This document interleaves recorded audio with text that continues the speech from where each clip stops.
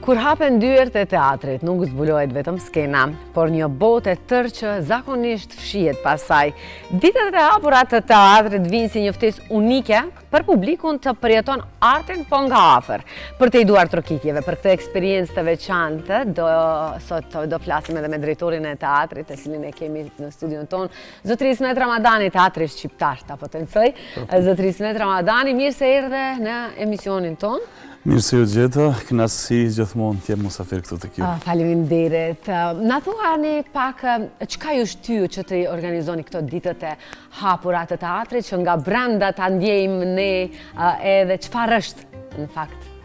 Po, mota ime prej që kur kam ardhur udhëheqës i teatrit, ka qenë që teatri të jetë i hapur për të gjithë, të hap dyert për të gjithë, që të gjithë të mund të gjejnë veten aty, pikërisht duke u nisur nga aktorët, artistat të ndryshëm, jo vetëm aktorët, që t'jemi ndihmues apo shtytës të të rinjve dhe gjitha moshave. Dhe duke u nis nga kjo, ne vendosëm që këtë vit, domethënë, të hapim dyert për të gjithë, që të shohin njerëzit të interesuarit, artdashësit, nxënësit e shkollave të mesme, fillore, gjithë, domethënë, të shohin se ku punohet, si organizohemi, të shohin atë që nuk kanë gjasa të shohin në realitet, se publiku vjen thjesht vetëm në premiera dhe në shfaqje, ndërsa nuk ka mundësi të shoh se ku përgatiten, si përgatiten fazat e punës, domethënë gjithë kjo kemi lënë këta 2-3 ditë që të njoftohen edhe me njerëzit që nuk kanë shans t'i shohin. Këto gjëra, po. Sa mendon se jemi të gatshëm për ditët e hapura të teatrit, për atë magjin që zakonisht fshihet, se është një magji në vete, e thatë edhe vetë, ne e shohim vetëm kur tërhiqen, hapen vetëm dyert dhe aq drita dhe fillojnë aktorët, ndërsa është një magji në vete ta dish botën e teatrit. Unë gjithmonë e pëlqej teatrin më shumë se gjithçka tjetër.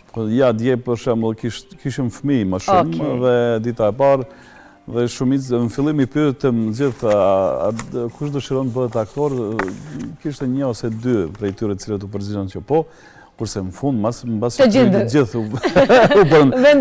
Fillum kishte edhe që dëshironin të bënin edhe, bëheshin edhe regjisor, edhe skenograf, se mandej i kuptun, domethënë. E kanë kuptuar edhe rolin se si funksionon, fakt, nga koka. Si funksionon teatri. Kështu që duhet pak edhe edukat e përgjithshme, duke u nisur nga mosha më e vogël, por edhe edukat ndoshta edhe për gjeneratat pak më të mëdha, se kemi gjeneratat që e kanë lëshuar këtë edukatën e teatrit faktikisht gjatë viteve tranzicionit. Po, kemi ngelur sikur në mes të them këtë.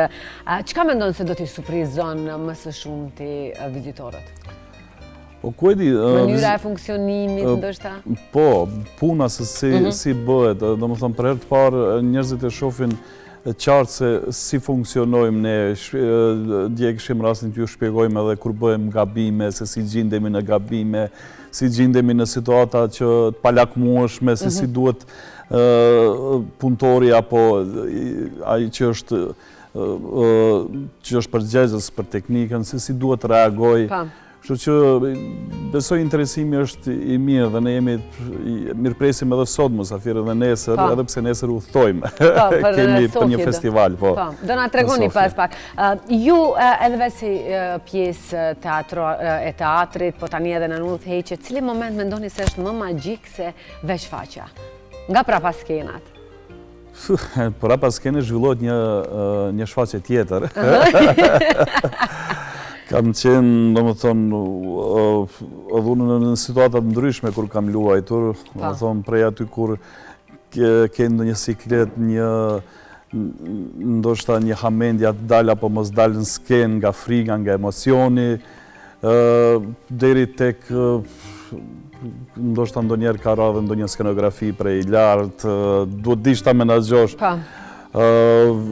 Veshja e shpejt, ndrimi i kostumeve në mënyrë të shpejt, domethënë, sepse skenë pas skene, domethënë ka ngjarjet ndryshme që edhe ngjarje interesante ndonjëherë edhe për të qeshjen, Pasi të kryet i gjitha ai siklet, ju sigurisht qeshni dhe thoni, çfarë na ndodhi. Po pse mendoni se është e rëndësishme që njerëzit edhe të gjithë vizitorët, ardashësit, ta shohin edhe procesin e jo vetëm momentin final?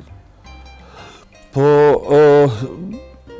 duke nis nga ajo që thash edhe njëre, ne kemi nevojë si shoqëri këtu tek neve, të edukojmë një brez të ri gjeneratash, cilët do di të konsumoj atë që i jep teatri.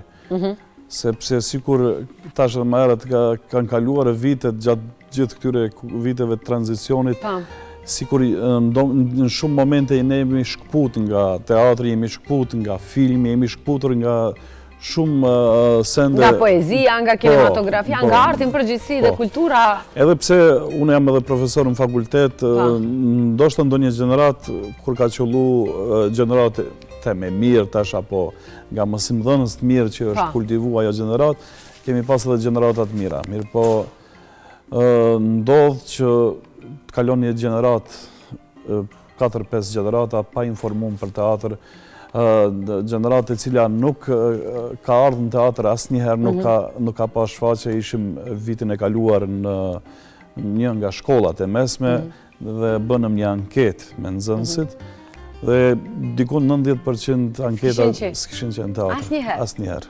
Nuk kam pas shfaqje. Kjo është për të ardhur keq, fatkeqësisht. Për atë neve vendosëm si vjetë që t'i hapim dyert që në mënyrat ndryshme t'i informojmë dhe t'a sjellim dal nga dal, të fillojmë hapat e vegjël, por që më tutje besojmë që këta jenë publik i rregullt i teatrit. Çka mendon Ismet se nuk e din publiku për teatrin derisa ta përjeton nga afër? Po nuk e din procesin e punës se si punojnë aktorët. Aktorët e kanë vështirë të punojnë. Ndonjëherë edhe pse tani kushtet janë më të mira, më herët kanë qenë kushtet shumë më të vështira. Procesi i punës është i vështirë i aktorit, sepse duhet të kalojmë me një proces psikologjik i rëndë. Dhe duhet mishërohet me rolet, me personazhet, kështu që nuk është e lehtë. Dje kishim rast që edhe me aktorët takohen nxënësit, takohen edhe me aktorët dhe t'i shohin edhe kostumet, po të bisedojnë edhe për rolet dhe personazhet e tyre. Çka mendon se e bën ndryshimin e perceptimit të publikut kur e shohin teatrin nga afër? Se e the në fillim se fëmijët nga 2 kanë dalë të gjithë që duan të jenë pjesë e teatrit. Çka mendon se u ndryshoi mendja? Po mendoj që ajo që atyre ju shpjegua që ata ju shpjegua mënyra se si, besoj që kanë qenë pa informuar për teatrin dhe kur ti ulesh dhe i informon ata dhe i tregon se si bëhet një proces, se kush janë ata që angazhohen për shfaqjen dhe ata e kanë më të lehtë për ta kuptuar dhe besoj që e kanë më të lehtë edhe nesër për ta pasur shfaqjen dhe për ta konsumuar si publik. E tham edhe në fillim se publiku sheh një shfaqje 2 orë. Do e bëjmë një rrumbullaksim të minutazhës në 120 minuta, ndërsa sa punë dhe përkushtim fshihet pas këtyre 120 minutave?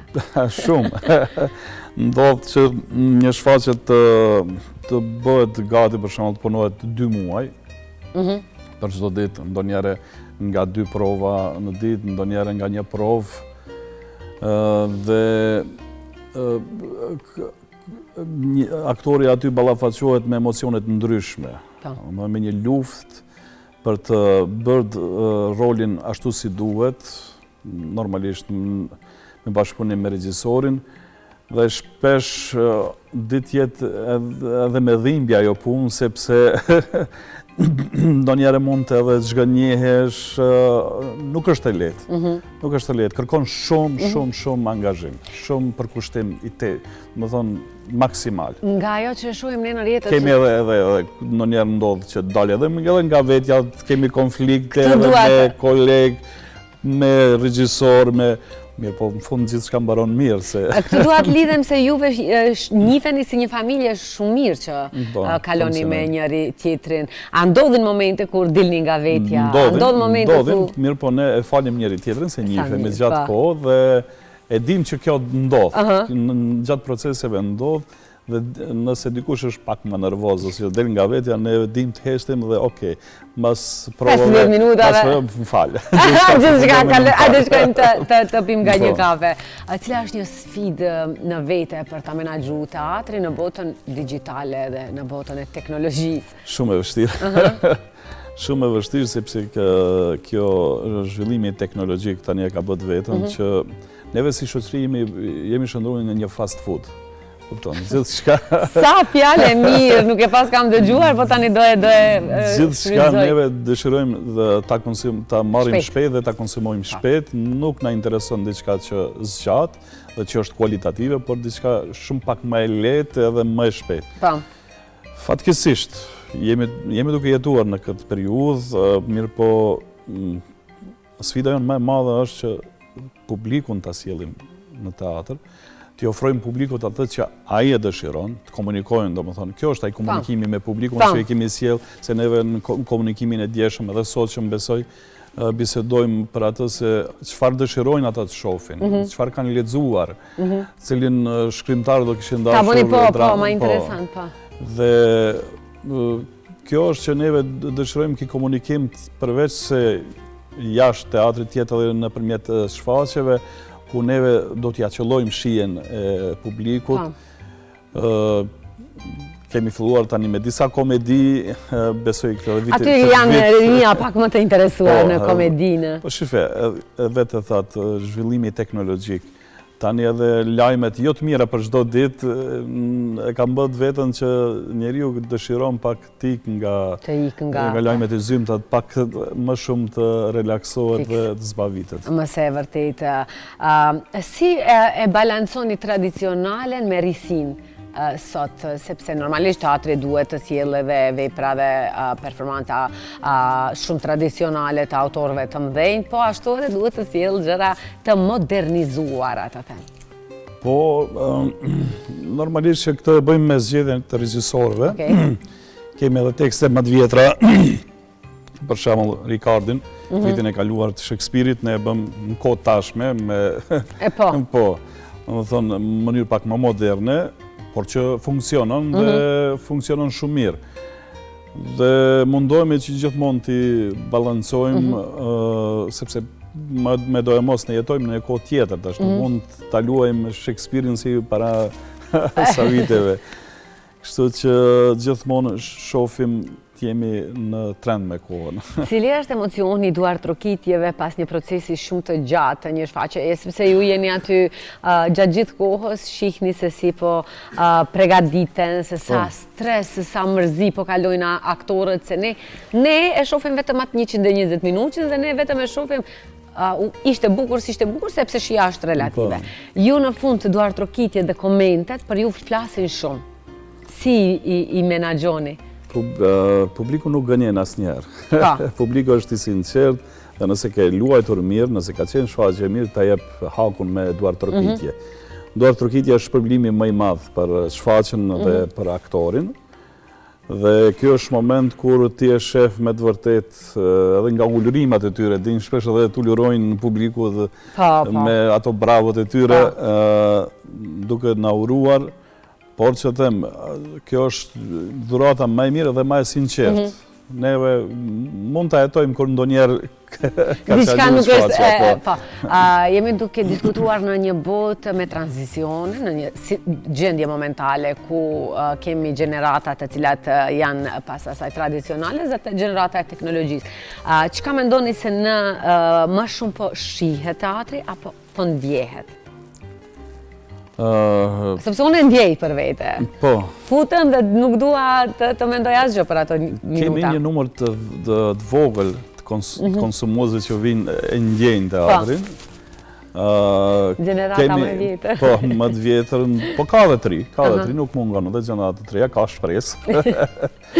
Po, ka dhe prej atyre që vinë veç të shifen në teatr, që kemi bë një foto? Po, kemi bë një foto dhe kemi kalu, po si do të qoftë, ndoshta nuk është keqë, njerë bën foto, mandej vjen edhe thellohet në atë, po ndoshta gradualisht duke arë pak më shpesh. Kam pas disa nga miqtë mjek të njohur që kanë ardhë nga profesionet ndryshme që më kanë thënë, për shembull për komedin, ishim në komedin dhe për 1 orë e gjysmë lash telefonin e harrova. Më se e vërtetë. Përmende pak më herët se keni hasur rastin të takoni nxënës të cilët asnjëherë nuk kanë qenë në teatr. Çfarë do ju thoni, çfarë ju thatë?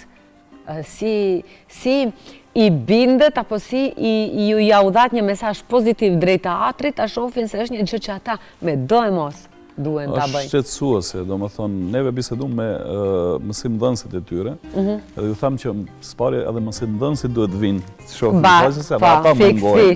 Edhe ata mungojnë shumë, sepse neve kemi repertor të rregullt në teatr dhe kemi shfaqje të rregullta, të cilët çdo javë jemi minimum nga 2 shfaqje, dhe në ato shfaqje mungon publiku. Shkupi është i madh.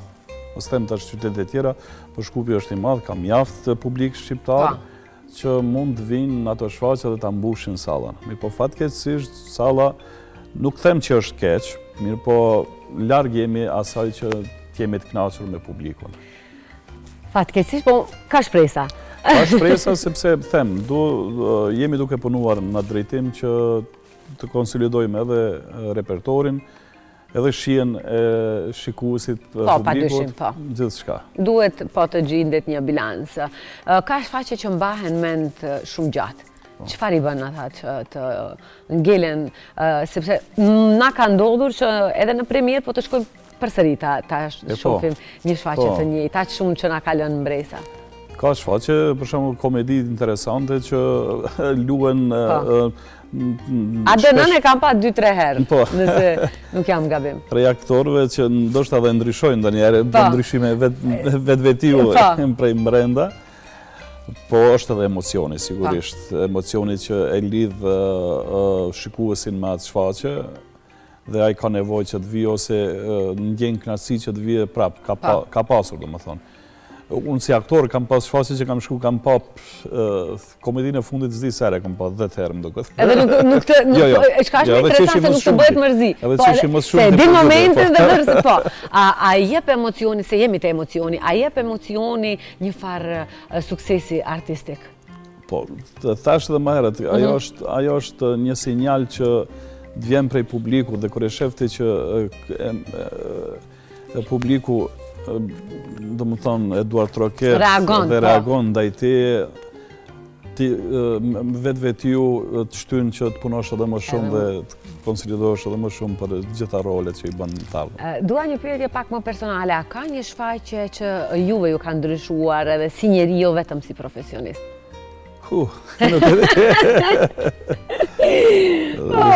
Nuk e di, si njeri mundohem që profesionalën me jetën private të ndaj. Pak është e vështirë. Për të qenë profesionist në skenë, do të jesh pak, mendoj, nuk do të harxhosh shumë pasi që në skenë harxhohet shumë emocion dhe energji, mandej mundohemi që në jetë private të jemi pak më të urtë, që të grumbullojmë pak energji. Ka pas shfaqje të mira, shfaqje interesante cilët kemi bë, por që na ka ndryshu mendon jetën, a? Personalitetin. Personalitetin, po. Jo. Gjithmonë e bëj dallimin që mos të shkojnë diçka tjetër, po të jem prapë unë ai që jam, skena është diçka tjetër. Skena është diçka tjetër. Jemi prapë një pyetje rreth botës rrjeteve sociale. Çka e bën teatrin të dallon mes filmit dhe rrjeteve sociale? Sepse shumica nuk e din dallimin. Po teatri, dallimi kryesor është që në teatr ti e shef aktorin këtu pranë. Dhe aktori këtu pranë ta jep emocionin drejt për drejt. Domethënë nuk ke nga t'ja mbash. Ndërsa në shtëpi, në rrjetet sociale ke aty pauzë. Nuk është emocioni drejt për drejt. Çdo kohë domethënë është ekran, është një largësi tjetër, ndërsa këtu aktorin e ki dhe shfaqjen e ki pranë.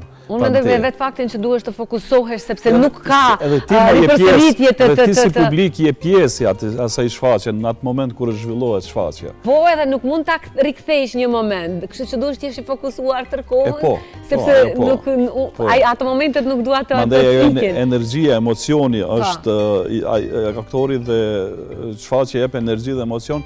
Edhe vetë publiku, për shembull, vetë publiku sikur që është ulur aty edhe ata japin emocionin përgjigjen atij emocionin në skenë. Donjëherë ajo heshtja, ajo pritja e madhe që është privilegj ti je afër aktorit. Fiks. Përmendet se sot nesër niseni për Sofje. Në çfarë festivali do merrni pjesë? Skena hapur në Sofje, për herë të parë një teatr nga Maqedonia do të luaj në atë skenë të Teatrit Nacional Ivan Vazov në Sofje, që është privilegj, pasi që ky teatr është nga më të njohurit në Evropë dhe më të mirët. Regjisori na vjen nga atje dhe na kanë ftuar, është kënaqësi, do të jemi nesër, do të luajmë pas nesër të shtunën në hapjet e këtij festivali. Dhe të dielën kthehemi. Është festival me karakter garues apo është me karakter garues, po pasi që regjisori është një nga drejtorët atje. Nuk do.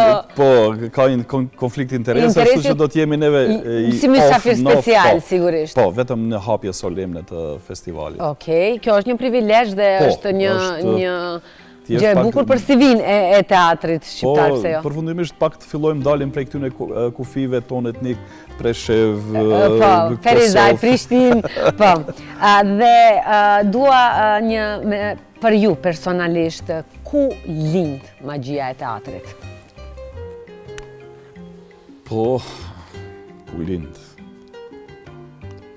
Aty në teatr. Brenda, do me thënë... Te ideja e përbashkët e ekipit, aty lind. Të familjarizimit. Po. Të ajo se si neve dhe çfarë kahje i japim personazhit dhe në çfarë rrethana e vendosim. Aty lind gjithçka. Kjo është... E gjithë magjia e teatrit. Po, raportet, rrethanat, këtu lind dhe rolit dhe njerë ditë bëhet vetë prej askund. Nga asgjë, po. Shumë shpejt. Do njerë kërkon kohë pak më shumë. Normal, derisa të fokusohesh dhe derisa ti futesh, ta idealizosh. Ditët e hapura, a do janë një traditë më veç se? Po besoj që po. Besoj që po, sepse kjo është për ditën ndërkombëtare 27 marsin, të ditën e teatrit, dhe neve do të mundohemi që në të ardhmen, pasi që si vjet ishim edhe në udhëtim për shkak të festivalit në Sofje, e kishim pamundsuar, pasi shumica e ekipit udhëton për në Sofje, e kishim pamundsuar që të organizojmë edhe diçka plus. Po, më shumë. Që të marrim publiku në teatr, mirë po do të mundohemi që të gjejmë format ndryshme edhe vitin e ardhshëm me këto ditë të hapura që ta shënojmë këtë manifestim. Ta bëni sa më interesante dhe për gjeneratat e reja dhe normalisht edhe ata ta dashurojnë dhe ta ndjejnë magjinë e teatrit. Zotëri Ismet, unë ju falenderoj shumë që ishit pjesë e emisionit tonë. Unë shpresoj dhe besoj se sa më shumë numri do të rritet i dashamirësve të teatrit, ta ndjejnë atë, ta kuptojnë se si është ta lesh telefonin më njanë dhe ti futesh botës së aktrimit apo botës së asaj magjie që po të jepet dhe privilegjit shumirete që t'jesh pranë aktorëve dhe të jesh edhe ti pjesë e asaj shfaqje e cila është duke u performuar. Ju faleminderit shumë që ishit pjesë me ne. Ne ju urojmë jashtëzakonisht sa më shumë sukses edhe me punën që bëni dhe padyshim në arritjet tuaja tjera të jemi këtu t'i promovojmë ato. Faleminderit shumë për ftesën, faleminderit shumë që ne ishim këtu mysafir tek ju. Faleminderit.